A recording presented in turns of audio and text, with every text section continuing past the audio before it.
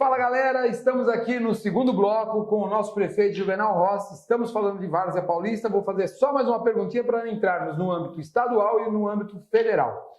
Prefeito, todas as pessoas, todos os cidadãos varzinos, eles têm aquela coisa que a gente vê acontecer não em Várzea Paulista, não no estado de São Paulo, no Brasil inteiro. Nós temos um problema geral de infraestrutura, uma falha em infraestrutura no país, nas principais capitais, e quando chega a época de chuva, o senhor viu o que aconteceu no Rio de Janeiro, ninguém esperava uma catástrofe daquela, tantas pessoas mortas, graças a Deus isso não acontece em Várzea, a ponto de ocorrer óbitos.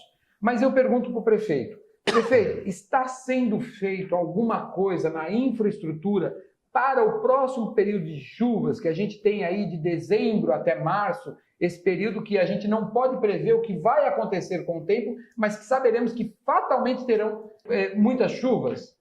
Nós temos em Várzea dois grandes bolsões, é o Córrego do Pinheirinho, que já temos histórico recente, inclusive ali do lado, para quem não conhece, do lado do hospital, né, o hospital da UPA, e nós temos o Córrego Bertioga, que é o mais conhecido até regionalmente.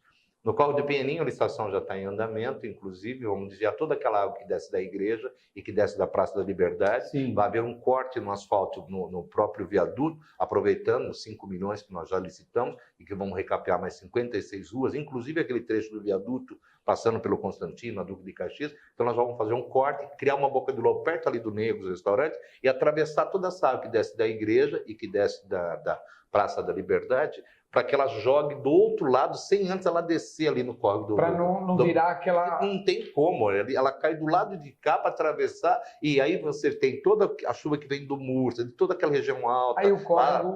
Lá no Cruz Alto também, a minha casa é no Cruz Alto. Aliás, para quem diz que eu comprei casa na Malota e tal, desculpa, gente, não tenho casa em lugar nenhum, nasci aqui, aqui eu vou morrer, só para ilustrar. Mas para quem mora, como eu moro naquela parte alta do Cruz Alto, toda aquela água, ela desce lá no começo do Córrego do Pinheirinho, perto da represa, inclusive, do Periquito. E ela vem por dentro e soma com toda aquela água da igreja que cai do lado de cá da Fernão Dias para atravessar por baixo. Ali você começa uma enchente. E nós vamos reestruturar todo o Córrego do Pinheirinho também. Essa é a licitação que está em andamento. No caso do Bertioga, dia 29 de maio agora, tem a licitação, vai ser feita a licitação do Piscinão. Pela primeira vez nós vamos abrir a Fernão Dias.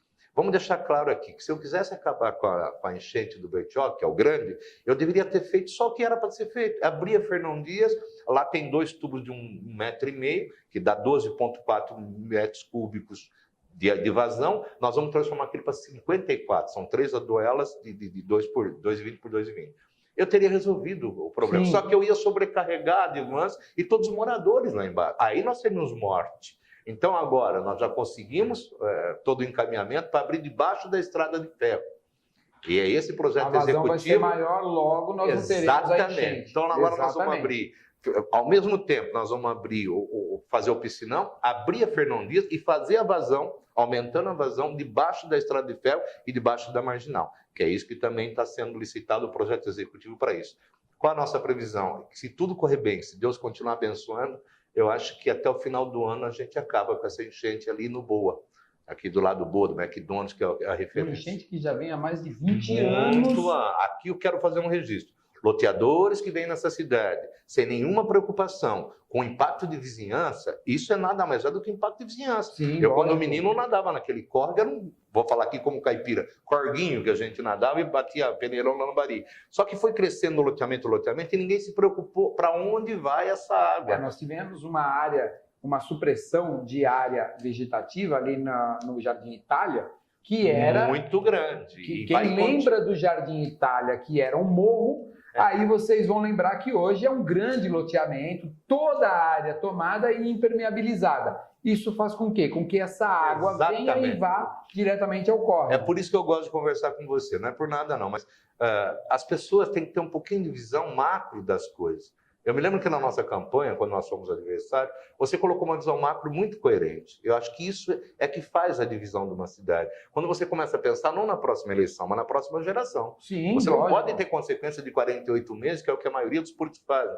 Quando eu comecei o primeiro governo, em 2013, muita gente dizia, depois dos 2 primeiros anos, o Juvenal não está fazendo nada. Só que eu estava fazendo toda a infraestrutura, porque saímos de 3% de esgoto, fomos para 97% de esgoto. Com a Rua do Bertioga ia ficar bonitinho, mas ia continuar fedendo. Hoje conseguimos atrair McDonald's, boa, porque tiramos o rato e tiramos o esgoto. Agora nós podemos dar um visual artístico para o código. Então, essa visão de que não precisa pensar na vizinhança é loucura, é besteira. Eu vou falar aqui uma coisa que eu queria registrar bem claro. Até aqui não saindo o loteamento do Murso, mas eu pergunto a você, que conhece o Jardim Satélite, que sabe que inunda lá como é o Córrego do Pinheirinho. Se tivéssemos o loteamento hoje no Mursa do jeito que queriam fazer, não estou dizendo que não seja possível, lotes de chácara, não estou dizendo isso, mas do jeito que queriam fazer, sem o estudo de impacto de vizinhança, você vai inundar todo mundo aqui no hospital, vai inundar todo mundo aqui no Jardim Satélite aqui embaixo. Não sou eu que estou dizendo, é um estudo de impacto de vizinhança que nós temos conhecimento.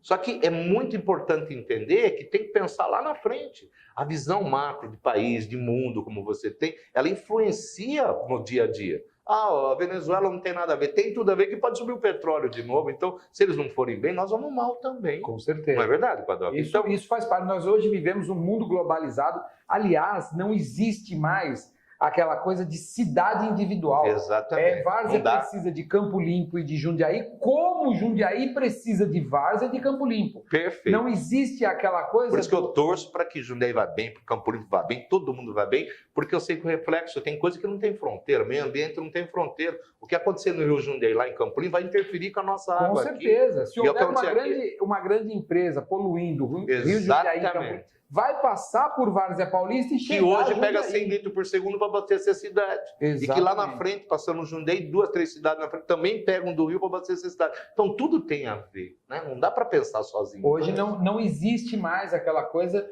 nós vivemos num mundo globalizado, como nós estamos aqui fazendo esse programa, e tudo se uniu de tal forma que interfere diretamente em outras cidades. Se nós tivéssemos aqui, por exemplo, uma cidade vizinha com grandes problemas de habitação, eles invadiriam Várzea ou iriam para Jundiaí. Não adianta o prefeito falar, eu não quero aqui, porque ele não tem como conter. Inclusive, para registrar, até o final do meu governo, nós estamos esperançosos em Deus e que vai dar certo, nós vamos dar título de posse para Vila Real.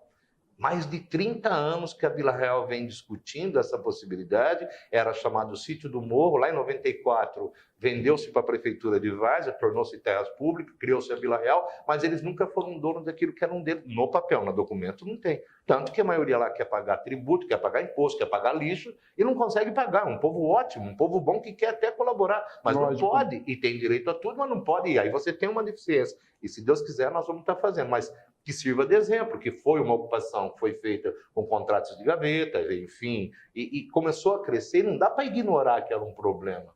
Então, essa visão, ela não pode passar só por políticas públicas, ela tem que passar pela visão do próprio povo, mas principalmente do empresariado. É ele que norteia aquilo que o poder público não pode disciplinar, ou que se disciplina até um limite, mas depois escapa. Mas se não tiver no empresariado, e aqui eu parabenizo você que representa esse quadro, o empresário com consciência social, ele faz um monte de coisa que lá na frente vai pagar esse caro por isso. É preciso ter políticas públicas, preciso ter governantes, mas preciso ter empresários nesse país com consciência de políticas públicas. E isso é muito importante. Galerinha, terceiro bloco. Não perca o nosso terceiro bloco com o prefeito Juvenal Rossi aqui em Várzea Paulista. Muito legal o nosso bate-papo, tá bacana. Vem com a gente, até já!